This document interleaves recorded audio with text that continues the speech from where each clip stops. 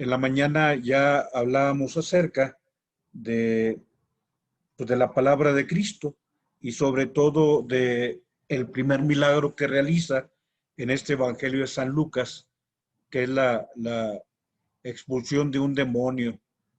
Hablamos de un exorcismo en la sinagoga de Nazaret. Y ahora pues nos encontramos con, hablábamos en la mañana de que aparte del exorcismo, había que pensar no tan solo en la sinagoga, sino en nuestra iglesia y aquellas cosas que tenemos que cambiar. Bien, esta reflexión le llamo palabras de vida porque el Evangelio enfatiza esa fuerza de la palabra de Cristo como palabra de vida. Y he puesto esta imagen del Señor enseñando, de una gran cantidad de personas escuchándole, porque esto es lo que acontecía cuando el Señor predicaba. La gente se le iba el tiempo y la manifestación más clara es cuando de pronto tiene más de 5,000 personas a quienes se les hizo de noche y ya no tenían ni dónde ir a comprar comida. Quise poner también una frase de San Agustín al pie de la diapositiva, el Sermón 240. Dice San Agustín: lo que soy para ustedes me asusta, lo que soy con ustedes me tranquiliza. Para ustedes soy obispo, con ustedes soy cristiano. Creo que este doble elemento es también parte de mi ministerio, como de cualquier ministerio dentro de la iglesia. El Señor ha querido confiarnos una responsabilidad, pero lo más grande es lo que tú y yo somos bautizados, somos cristianos. Y lo que Dios me dio a mí como presbítero, como sacerdote, más que fuente de privilegio, son una fuente de responsabilidad. Por eso San Agustín es muy honesto y dice, me asusta lo que soy para ustedes, pero lo que soy con ustedes me da tranquilidad, porque lo que soy para ustedes es algo que Dios va a reclamarme un día, y lo que soy con ustedes es lo que a mí me manifiesta que estoy en las manos de Él y que Él es siempre bondadoso. Bien, vamos a leer el texto del Evangelio. Adelante, por favor. Te decía, es el Evangelio de San Lucas. Que el Señor esté con ustedes y con tu espíritu. Proclamación del Santo Evangelio según San Lucas. En aquel tiempo Jesús bajó a Cafarnaúm, ciudad de Galilea, y los sábados enseñaba a la gente. La multitud se quedaba asombrado de su doctrina, porque hablaba como quien tiene autoridad. Había en la sinagoga un hombre que tenía un demonio inmundo y se puso a gritar a voces: ¿qué quieres de nosotros, Jesús Nazareno? ¿Has venido a acabar con nosotros? Sé quién eres, el Santo de Dios. Jesús le ordenó: cierra la boca y sal. El demonio tiró al hombre por tierra en medio de la gente, pero salió sin hacerle daño. Todos comentaban estupefactos: ¿qué tiene su palabra? Da órdenes con autoridad y poder a los espíritus inmundos y salen. Las noticias de él iban llegando a todos los lugares de la comarca. Palabra del Señor. Gloria a ti, Señor Jesús. Bien, he subrayado la fuerza de la palabra del Señor. No tan solo la fuerza, sino su bondad de esa palabra, lo elocuente que era su palabra, lo persuasiva que era su palabra. Era una palabra distinta a cualquier palabra que se había pronunciado en el mundo. Subrayo, dice, la multitud se quedaba asombrada de su doctrina. Estaban con asombro, estaban boquiabiertos, estaban embelesados, estaban simple y sencillamente fascinados con la palabra de Cristo. Y dice, porque hablaba como quien tiene autoridad. Y esto se reitera después de que hace el exorcismo, la expulsión del demonio en la sinagoga. Y dice, todos comentaban estupefactos. O sea, todo el mundo está atónito, todo el mundo está admirado, todo el mundo está, digamos, maravillado. Dice, ¿qué tiene su palabra? Efectivamente, la palabra de Cristo es significativamente distinta a cualquier otra palabra. Y ahí expresa, da órdenes con autoridad y poder a los espíritus inmundos y salen. Es la palabra de Cristo. Hablemos sobre esa palabra del Señor. Adelante, quiero referir algunas escenas en la vida del apóstol San Pedro. Hay este capítulo 6 del Evangelio de San Juan, conocido como el discurso de Cafarnaúm. Ya lo había dicho Pedro sobre esa palabra. El Señor había hablado del discurso del pan de la vida, aunque tiene tres, digamos, le llamamos perícopa. Una perícopa es un bloque con un contenido uniforme. Entonces, digamos que aunque todo el capítulo 6 trata del mismo tema, hay tres perícopas que son muy fácil de localizar. Primero, Juan 6, del 1 al 15, es la primera perícopa, que es la multiplicación de los panes. Y después, Juan 6, 16, 21, cuando ya se despidió la gente, el Señor camina sobre las aguas y, digamos, va hacia la barca una vez que la barca ya había avanzado. Pero viene después el versículo 22 al 71, donde el Señor nos da lo que llamamos el discurso del pan de la vida. Y bueno, dentro de este discurso donde el Señor dice, mi carne es verdadera comida, mi sangre es verdadera bebida, el que come mi carne tiene vida eterna. No es Moisés el que les dio el pan del cielo, es mi Padre el que les da el pan verdadero, porque el pan es para la vida del mundo. El que come mi carne tiene vida eterna y yo lo resucitaré en el último día. Y entonces el versículo 60 de este capítulo 6 dice, duro discurso es este, ¿quién puede soportarlo? Y entonces acontece de que muchos lo empiezan a abandonar. Es el versículo 66.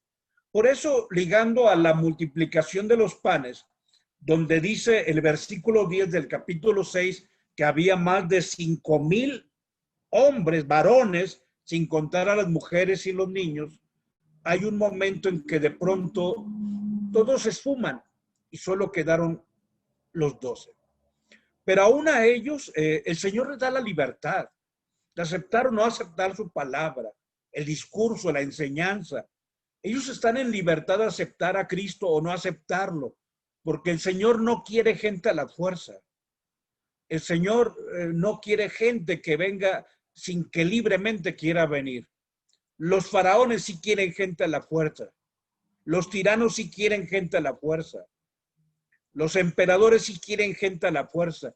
El Señor quiere gente libre. Y Juan 6:67 dice, ustedes también quieren marcharse. A Él no le importa que los 5,000 se conviertan en 12 y que esos 12 también se vayan. El Señor es libre y su palabra es vida. Y entonces pregunta, ¿ustedes también quieren marcharse?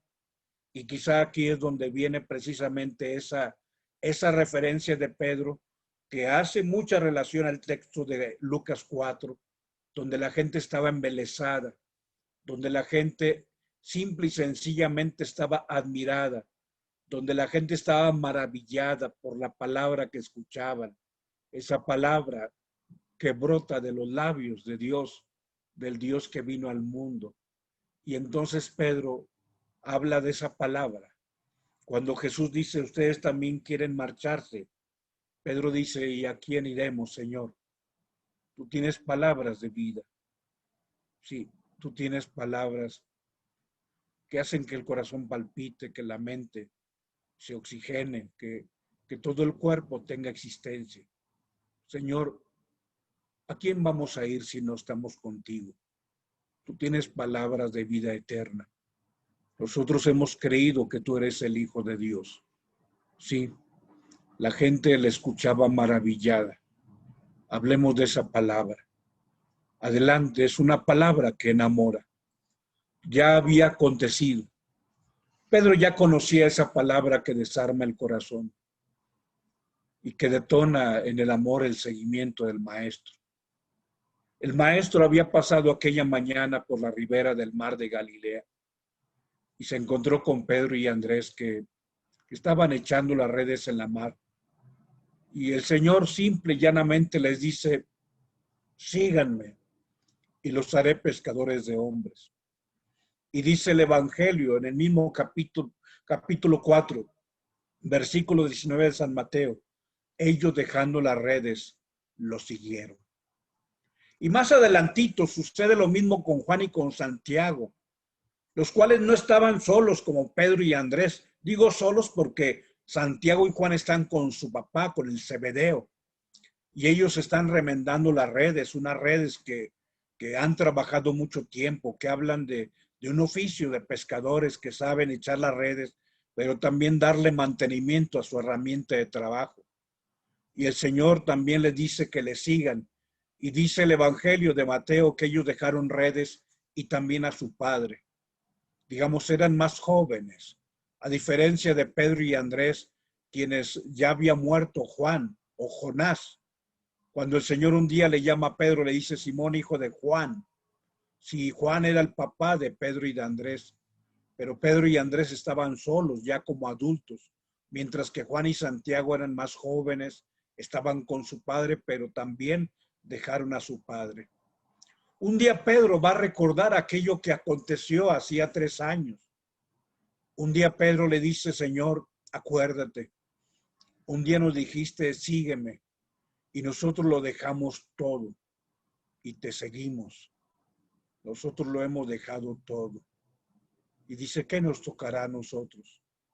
Y el Señor dice que quien haya dejado padre, madre, esposa, hijos, hermanos, por él y por el reino, no quedará sin el 100 y la vida eterna. Pero hoy hablamos de la palabra. Adelante.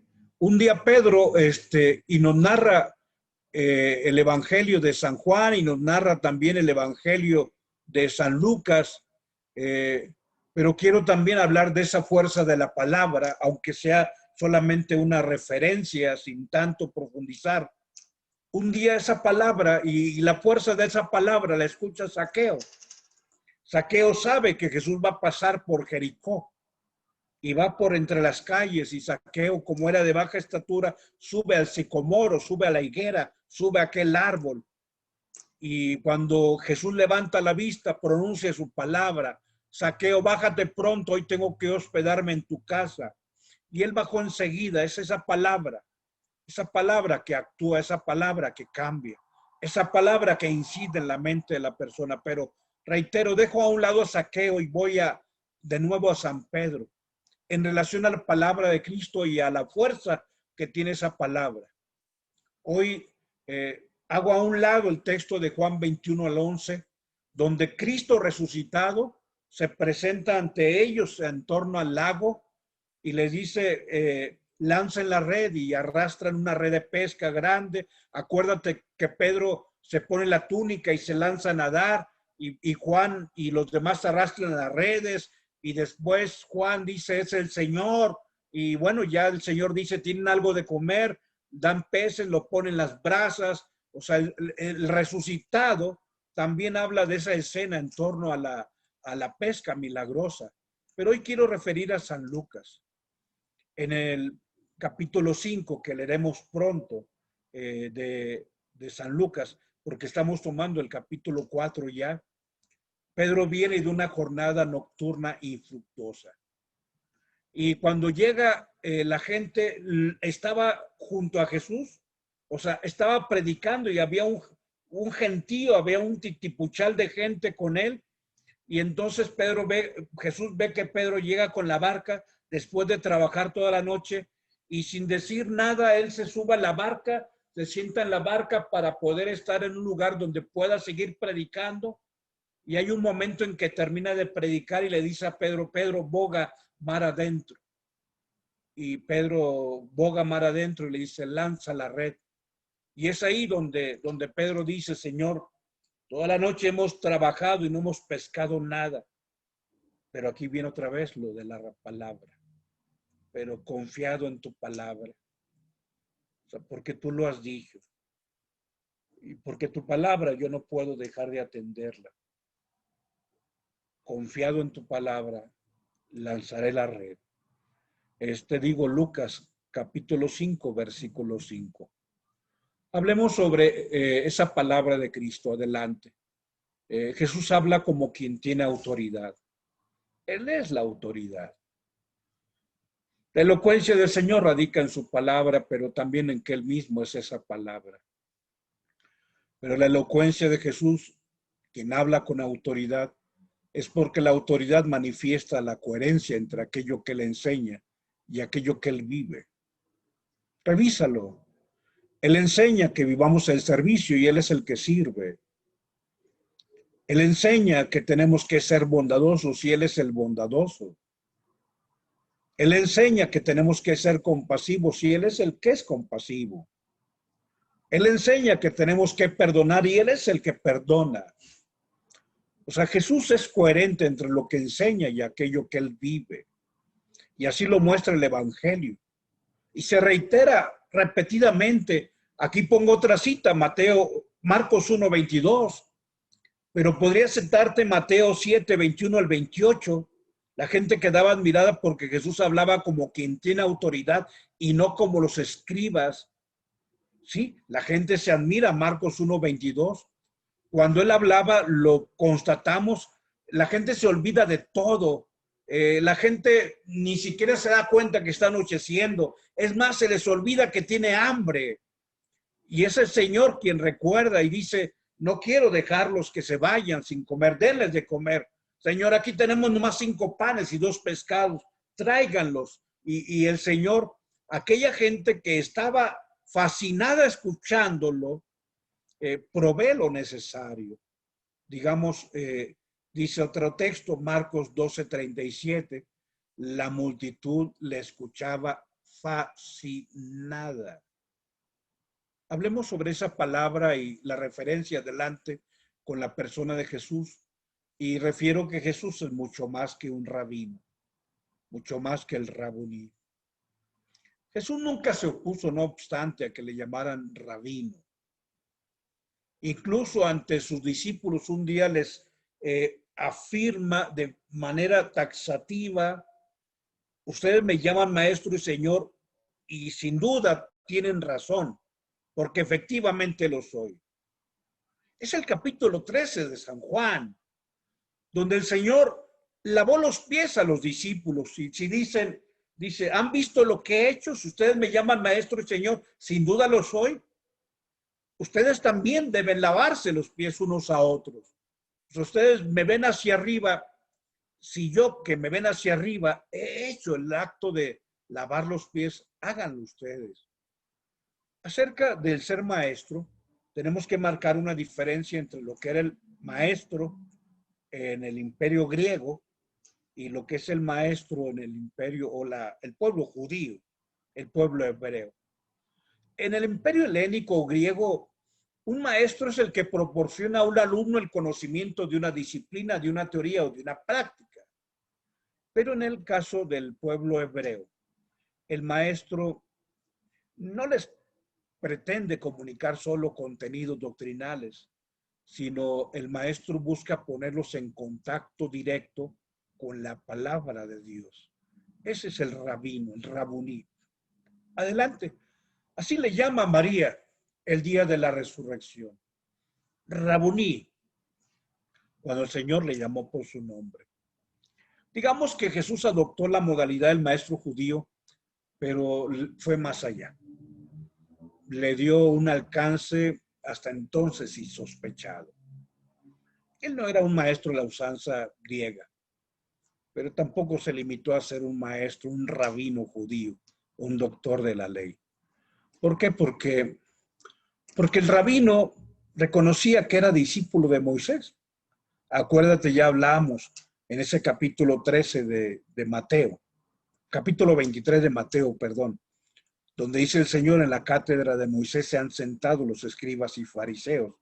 Hagan lo que ellos dicen, pero no imiten sus obras. Lo que ellos dicen es bueno, pero lo que ellos viven no es bueno. Lo que Jesús dice es bueno y lo que Jesús vive es bueno. Jesús se proclama superior a Moisés y a todos los profetas. Digamos que la diferencia es que Jesús es quien nos enseña, pero Jesús es también la enseñanza. Juan 1:14 dice que el verbo, la palabra de Dios, se encarnó. Y Juan 14:6 es donde el Señor dice, yo soy el camino, la verdad y la vida. O sea, Jesús no tan solo enseña la verdad, Él es la verdad, nuestra verdad, la verdad de Dios, la verdad más maravillosa, la verdad más grande que existe. Por eso adelante el Señor Jesús va a invitarnos a que reconozcamos que solamente Él es el Maestro. Y Mateo 23:10 dice, no se dejen llamar maestros, porque uno solo es un maestro. Ya en la vida de la iglesia, cuando Él ya no está con nosotros, la iglesia va hablando de maestros y doctores, sobre todo por algunos servicios que los bautizados hacemos dentro de la iglesia. Y entonces dice Efesios 4:11 que Él constituyó a algunos como maestros. Sí, Él quiso delegar a algunos subordinados a Él, pero al final de cuentas somos portavoces de su mensaje. Aquí es donde entra este texto que te compartía de San Agustín, en ese sermón, digamos, el 240 que te refería.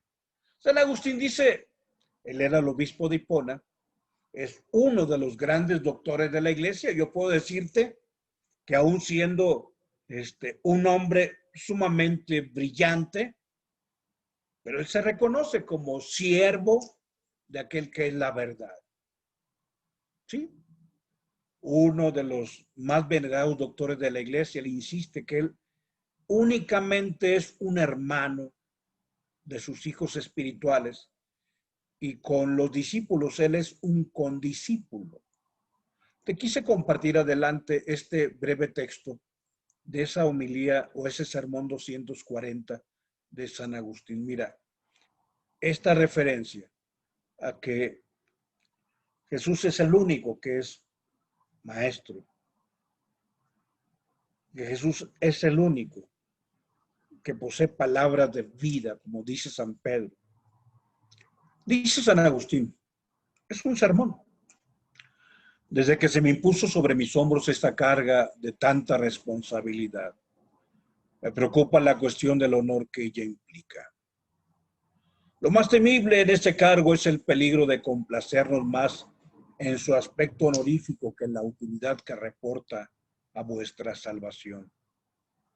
Mas si por un lado me aterroriza lo que soy para vosotros, por otro me consuela lo que soy con vosotros. Soy obispo para vosotros, soy cristiano con vosotros. La condición de obispo connota una obligación, la condición de cristiano un don. La condición de obispo comporta un peligro, la condición de cristiano una salvación. Fíjate, él no quiere en modo alguno sentirse más que los demás, porque hay solo un maestro, es Cristo. Él es el que cuando predicaba, la gente le escuchaba fascinada, embelesada, hermosamente seducida por las verdades que predicaba, que enseñaba. Pero adelante, así acontece con nuestra vida cristiana y el título de esta diapositiva no es más que la pregunta que reiteradamente te he referido, que un día le hicieron a Santa Teresa de Calcuta. Madre Teresa, ¿qué piensa usted de otras religiones? Y dice la Madre Teresa de Calcuta, todas las religiones son amables. En todas las religiones hay cosas excelentes, buenas. Te quiero decir que todas las religiones son amables o son dignas de amarse. Pero si todas las religiones son dignas de amarse, de Cristo uno se enamora. Sí, eso es lo que acontece con la palabra de Cristo. Hoy el Señor, junto con nuestra total aceptación de su doctrina, nosotros sabemos que debemos una adhesión incondicional a su persona. Él es maestro con mayúsculas. Y ese título de maestro solamente a él le corresponde, a nadie más. ¿Por qué? Porque por su condición divina,